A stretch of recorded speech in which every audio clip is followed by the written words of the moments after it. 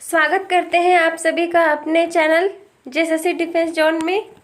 आज की इस वीडियो में हम हिंदी पेडागोजी से संबंधित कुछ प्रैक्टिस सेट को सॉल्व करेंगे। तो आइए शुरू करते हैं। आज के प्रैक्टिस सेट का पहला क्वेश्चन है, उच्च प्राथमिक स्तर पर लेखन कौशल के विकास का कौन सा उद्देश्य सबसे कम महत्वपूर्ण है। उच्च प्राथमिक स्तर पर लेखन कौशल के विकास का कौन सा उद्देश्य सबसे कम महत्वपूर्ण है। ऑप्शन ए है सुनी समझी पढ़ी हुई बातों को सहज और स्वाभाविक लेखन द्वारा अभिव्यक्त करने की क्षमता का विकास करना। ऑप्शन बी है संदर्भानुसार मुहावरे लोकोक्तियों का प्रयोग करते हुए लिखित अभिव्यक्ति को प्रभावी बनाना। ऑप्शन सी है प्रसिद्ध लेखकों की लेखन शैली की समीक्षा करना। और ऑप्शन डी है सृजनात्मक लेखन द्वारा निज शैली का विकास करना। तो इस क्वेश्चन का राइट आंसर हो जाएगा कि उच्च प्राथमिक स्तर पर लेखन कौशल के विकास को बढ़ावा देने में सबसे कम महत्वपूर्ण है जाएगा ऑप्शन सी, प्रसिद्ध लेखकों की लेखन शैली की समीक्षा करना। प्रसिद्ध लेखकों की लेखन शैली की समीक्षा तभी की जाती है जब उच्चतर माध्यमिक शिक्षा से अधिक शिक्षा जब प्राप्त किया जाता है। उच्च प्राथमिक स्तर पर केवल सुनी समझी पढ़ी हुई बातों को सहज स्वाभाविक लेखन द्वारा अभिव्यक्त करने की क्षमता का विकास पर जोर दिया जाता है। इसके साथ ही मुहावरे लोकोक्तियों का प्रयोग करना और उसके अर्थ को समझना ताकि जो अभिव्यक्ति है वह प्रभावी बने, और सृजनात्मक लेखन द्वारा निज शैली लिखने की स्वयं की कला का विकास करना होता है। तो इसका राइट आंसर हो जाएगा ऑप्शन सी, प्रसिद्ध लेखकों की लेखन शैली की समीक्षा करना उद्देश्य नहीं है। नेक्स्ट क्वेश्चन है, सुमन बचपन से ही गुजराती बोल समझ लेती है, वह कभी विद्यालय नहीं जाती। यह उदाहरण भाषा के शिक्षण का कौन सा रूप है। सुमन बचपन से ही गुजराती बोल समझ लेती है, वह कभी विद्यालय नहीं जाती है। तो यह किस प्रकार का उदाहरण है। ऑप्शन ए भाषा सीखने का, ऑप्शन बी भाषा में पिछड़ेपन का, ऑप्शन सी भाषा अर्जन का, या ऑप्शन डी सुमन की प्रतिभा का। तो सुमन बचपन से ही गुजराती भाषा को बोल सकती है लेकिन वह विद्यालय नहीं जाती है। तो यह उदाहरण होगा भाषा अर्जन का, क्योंकि सुमन अपने समाज में रह के, अपने परिवार में रह के भाषा को अर्जित की है, ना कि उसे किसी ने भाषा को सिखाया है। नेक्स्ट क्वेश्चन है, कविता शिक्षण में आप सर्वाधिक महत्व किसे देंगे। कविता शिक्षण में आप सर्वाधिक महत्व किसे देंगे। ऑप्शन ए कविता का भाव विश्लेषण को, ऑप्शन बी कविता के तत्वों के आधार पर उसकी समीक्षा को, या ऑप्शन सी कविता का भावपूर्ण पठन और रसानुभूति को, ऑप्शन डी कविता में अलंकारों की पहचान को। तो उच्च प्राथमिक स्तर पर कक्षा कक्ष में कविता शिक्षण में जिन बातों का ज़्यादा महत्व दिया जाना चाहिए वह है कविता का भावपूर्ण पठन और रसानुभूति। यदि कविता का भावपूर्ण पठन किया जाए और उसके अर्थ का विश्लेषण भाव सहित किया जाए तो वह अधिक प्रभावकारी शिक्षण होता है। तो इसका राइट आंसर हो जाएगा ऑप्शन सी, कविता का भावपूर्ण पठन और रसानुभूति। नेक्स्ट क्वेश्चन है, किसी भी भाषा पर अधिकार प्राप्त करने के लिए सबसे महत्वपूर्ण क्या है। किसी भी भाषा पर अधिकार प्राप्त करने के लिए सबसे महत्वपूर्ण क्या है। ऑप्शन ए उस भाषा का व्याकरण जानना, ऑप्शन बी शब्दों के अर्थ जानना, ऑप्शन सी उस भाषा के वाक्य संरचना जानना, ऑप्शन डी उस भाषा का अधिकाधिक प्रयोग। किसी भी भाषा पर अधिकार प्राप्त करने का सबसे अच्छा तरीका है कि उस भाषा का अधिक से अधिक प्रयोग किया जाए। तो इसका राइट आंसर हो जाएगा ऑप्शन डी, उस भाषा का अधिकाधिक प्रयोग। भाषा का अधिकाधिक प्रयोग करने से किसी भी भाषा पर अधिकार प्राप्त किया जा सकता है और शब्दकोश का भी निर्माण होता है। नेक्स्ट क्वेश्चन है, भाषा की नियमबद्ध प्रकृति को पहचानने और इसका विश्लेषण करने में कौन सा बिंदु कम सहायक है? भाषा की नियमबद्ध प्रकृति को पहचानने और उसका विश्लेषण करने में कौन सा बिंदु कम सहायक है? ऑप्शन ए, विविधतापूर्ण भाषिक तत्वों वाले साहित्य को पढ़ने का अवसर देना। ऑप्शन बी, विभिन्न विषयों से जुड़े पाठों को पढ़ने चर्चा करने का अवसर देना। ऑप्शन सी है, व्याकरण के नियमों को विश्लेषण करना। या ऑप्शन डी है, भाषा प्रयोग की बारीकियों पर ध्यान देना।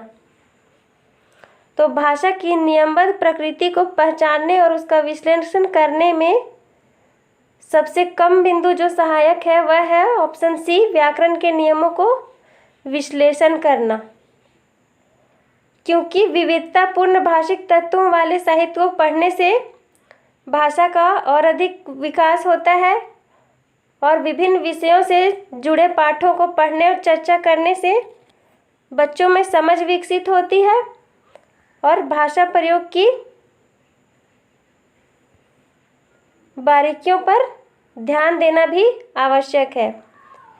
तो इसका राइट आंसर हो जाएगा ऑप्शन सी, व्याकरण के नियमों को विश्लेषण करना। नेक्स्ट क्वेश्चन है, उच्च प्राथमिक स्तर पर व्याकरण शिक्षण का कौन सा तरीका सर्वाधिक प्रभावी है? उच्च प्राथमिक स्तर पर व्याकरण शिक्षण का कौन सा तरीका सर्वाधिक प्रभावी है? ऑप्शन ए है, व्याकरण के बिंदुओं पर एक एक विचार करना। ऑप्शन बी है, पढ़ाए जा रहे पाठ के संदर्भ में आए किसी व्याकरणिक बिंदु को स्पष्ट करना। ऑप्शन सी है, व्याकरणिक बिंदुओं पर कार्यपरक वर्कशीट तैयार करके बच्चों को देना। और ऑप्शन डी है, बच्चों को भाषा प्रयोगशाला में व्याकरणिक कोटियों का अभ्यास करना। उच्च प्राथमिक स्तर पर व्याकरण शिक्षण का सबसे सर्वाधिक प्रभावी माध्यम है कि पाठ में जो पढ़ाए जा रहे हैं और बीच बीच में कोई व्याकरणिक बिंदु आ रहा है तो उसे स्पष्ट करते जाना। तो इसका राइट आंसर हो जाएगा ऑप्शन बी। नेक्स्ट क्वेश्चन है, सुनना कौशल के बारे में कौन सा कथन उचित नहीं है? सुनना कौशल के बारे में निम्नलिखित में से कौन सा कथन उचित नहीं है? ऑप्शन ए, सुनना कौशल अन्य कौशलों के विकास में सहायक है। ऑप्शन बी, सुनना कौशल का विकास भाषा के नियमों को पहचानने उनका निर्माण करने में सहायक है। ऑप्शन सी, सुनना कौशल सबसे कम महत्वपूर्ण है। ऑप्शन डी, सुनना कौशल मौखिक कौशल के अंतर्गत आता है। इस क्वेश्चन में कह रहा है कि सुनना कौशल के बारे में कौन सा कथन उचित नहीं है। तो इसका राइट आंसर हो जाएगा ऑप्शन सी, सुनना कौशल सबसे कम महत्वपूर्ण है। ऐसा नहीं है, 4 प्रकार के जो भाषा शिक्षण कौशल है उनका बराबर महत्व है। नेक्स्ट क्वेश्चन है, सुनी पढ़ी और समझी हुई भाषा को सहज और स्वाभाविक लेखन द्वारा अभिव्यक्त करने की क्षमता का विकास करने में निम्नलिखित में से कौन सा सहायक है? सुनी पढ़ी और समझी हुई भाषा को सहज और स्वाभाविक लेखन द्वारा अभिव्यक्त करने की क्षमता का विकास करने में निम्नलिखित में से कौन सा सहायक है? ऑप्शन ए है, औपचारिक पत्र लेखन। ऑप्शन बी है, किसी पढ़ी हुई कहानी को संक्षेप में लिखना। ऑप्शन सी है, सुनी देखी पढ़ी घटना को अपने शब्दों में लिखित रूप में अभिव्यक्त करना। या ऑप्शन डी, मेरे प्रिय विद्यालय विषय पर निबंध लिखना।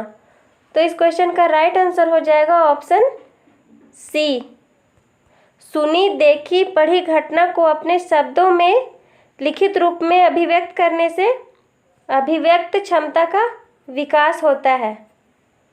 तो इसका राइट आंसर हो जाएगा ऑप्शन सी। नेक्स्ट क्वेश्चन है, बच्चों की श्रवण योग्यता का विकास करने में सर्वाधिक सहायक है। बच्चों की श्रवण योग्यता का विकास करने में सर्वाधिक सहायक है। ऑप्शन ए है ऑडियो टेप, ऑप्शन बी शब्दों का श्रुति लेख, ऑप्शन सी है परस्पर बातचीत या ऑप्शन डी है भाषा प्रयोगशाला। तो बच्चों की श्रवण योग्यता का विकास करने में सर्वाधिक सहायक जो तरीका है वह है परस्पर बातचीत। जब वे एक दूसरे से बात करते हैं और एक दूसरे के प्रश्नों का उत्तर देते हैं तो उनका जो ध्यान है वह अधिक होता है किसी भी बात को सुनने में। तो इसका सबसे सटीक आंसर हो जाएगा ऑप्शन सी परस्पर बातचीत। नेक्स्ट क्वेश्चन है, साधारण तौर पर शिक्षक यह समझते हैं कि बच्चों को लिखना तब सिखाना चाहिए जब उन्हें वर्णों की पहचान हो जाए। यह विचार पूरी तरह से क्या है? सही है एवं स्वीकार्य है, यह वैज्ञानिक है, या बाल स्वभाव के अनुकूल है, या ऑप्शन डी अवैज्ञानिक है। तो साधारण तौर पर शिक्षक यह समझते हैं कि बच्चों को लिखना तब सिखाना चाहिए जब उन्हें वर्णों की पहचान हो जाए। तो इसका सही आंसर हो जाएगा ऑप्शन सी। जब तक बच्चे वर्ण को पहचानेंगे नहीं तब तक वह शुद्ध रूप से उसे लिख नहीं सकते हैं। इसीलिए यह ज़रूरी है कि बच्चे पहले वर्ण को पहचान लें, उसके बाद ऐसे उन्हें लेखन की कला को सिखाया जाए। तो इसका राइट आंसर हो जाएगा ऑप्शन सी, बाल स्वभाव के अनुकूल है। नेक्स्ट क्वेश्चन है, बहुभाषिक कक्षा के संदर्भ में आप इनमें से किस गतिविधि को सर्वाधिक उचित समझते हैं? बहुभाषिक कक्षा के संदर्भ में आप इनमें से किस गतिविधि को सर्वाधिक उचित समझते हैं? ऑप्शन ए है स्वतंत्र शब्द को 10 बार बोलिए, ऑप्शन बी है सूर्य अस्त हो गया वाक्य को 10 बार लिखिए, ऑप्शन सी है हिंदी पाठों में आए चिड़िया पुस्तक कुआं को आपकी भाषा में क्या कहते हैं, ये ऑप्शन डी है लठ खत शब्दों के हिंदी रूप को कंठस्थ कीजिए। तो बहुभाषिक कक्षा के संदर्भ में जो सर्वाधिक उचित गतिविधि है वह है ऑप्शन सी, हिंदी पाठों में आए चिड़िया पुस्तक और कुआं को अपनी भाषा में क्या कहते हैं यह बताने के लिए बच्चों को कहना। तो इसका राइट आंसर हो जाएगा ऑप्शन सी। नेक्स्ट क्वेश्चन है, भाषा सीखने का व्यवहारवादी दृष्टिकोण किस पर बल देता है? भाषा सीखने का व्यवहारवादी दृष्टिकोण किस पर बल देता है? ऑप्शन ए अनुकरण, ऑप्शन बी रचनात्मकता, ऑप्शन सी भाषा प्रयोग या ऑप्शन डी अभिव्यक्ति। तो भाषा सीखने का व्यवहारवादी दृष्टिकोण अनुकरण पर बल देता है। तो इसका राइट आंसर हो जाएगा ऑप्शन ए। नेक्स्ट क्वेश्चन है,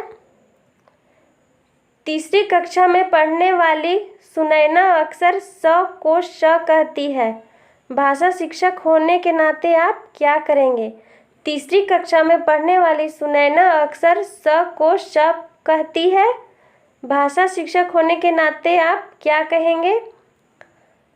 ऑप्शन ए है उसके इस तरह के प्रयोग पर बिल्कुल ध्यान नहीं देंगे, जो कि गलत है, ध्यान तो देना होगा। ऑप्शन बी है यह क्षेत्रीय प्रभाव हो सकता है इसलिए उसे स्वयं ही सुधार करने के लिए पर्याप्त समय देंगे। ऑप्शन सी है उसे स और श के उच्चारण स्थान की पूर्ण जानकारी देंगे। और यह ऑप्शन डी है जब भी वह स को श कहेगी उसे टोकेंगे ताकि उसमें सुधार हो सके। तो इसका राइट आंसर हो जाएगा ऑप्शन सी, उसे स और श के उच्चारण स्थान की पूर्ण जानकारी देंगे। तो इससे क्या होगा कि उसे स और श के बीच का अंतर पता चलेगा और वह इसके प्रयोग में आगे से ध्यान रखेगी। नेक्स्ट क्वेश्चन है, शिक्षार्थियों में पढ़ने की संस्कृति का विकास करने के लिए क्या जरूरी है? शिक्षार्थियों में पढ़ने की संस्कृति का विकास करने के लिए जरूरी है। ऑप्शन ए, अधिक से अधिक पाठों वाली पाठ्य पुस्तक। ऑप्शन बी, पाठ्य पुस्तक के अतिरिक्त पठन सामग्री उपलब्ध कराना। ऑप्शन सी, अपरिचित और भिन्न परिवेश से जुड़ी रचनाएं मुहैया करवाना। या ऑप्शन डी, पठन कौशल के मूल्यांकन का प्रतिशत बढ़ाना। शिक्षार्थियों में पढ़ने की संस्कृति का विकास करने के लिए जरूरी है कि अपरिचित और भिन्न परिवेश से जुड़ी रचनाएं एवं तथ्यों को पढ़ने के लिए उन्हें मुहैया कराया जाए। अगर वह अलग अलग प्रकार की रचनाओं को पढ़ते हैं तो उनका जो भाषा का विकास है वह और अधिक कुशल होगा। नेक्स्ट क्वेश्चन है, नाटक शिक्षण में सतत और व्यापक मूल्यांकन के लिए निम्नलिखित में से कौन सा सर्वाधिक महत्वपूर्ण है?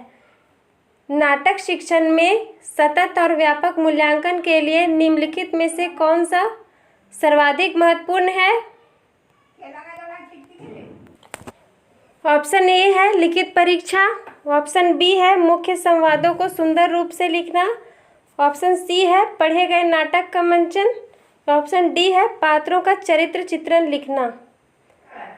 तो सतत एवं व्यापक मूल्यांकन करने के लिए यह सबसे प्रभावकारी माध्यम जो है वह है पात्रों का चरित्र चित्रण और लिखना। पात्रों का चरित्र चित्रण करने और लिखने से यह पता चलेगा कि छात्रों को, विद्यार्थियों को कितना नाटक समझ में आया है और वो पात्र को कितने अच्छे से समझ पाए हैं। अगर आपको वीडियो अच्छा लगा हो तो प्लीज़ लाइक कर दीजिए, चैनल को सब्सक्राइब कर दीजिए। Thank you for watching.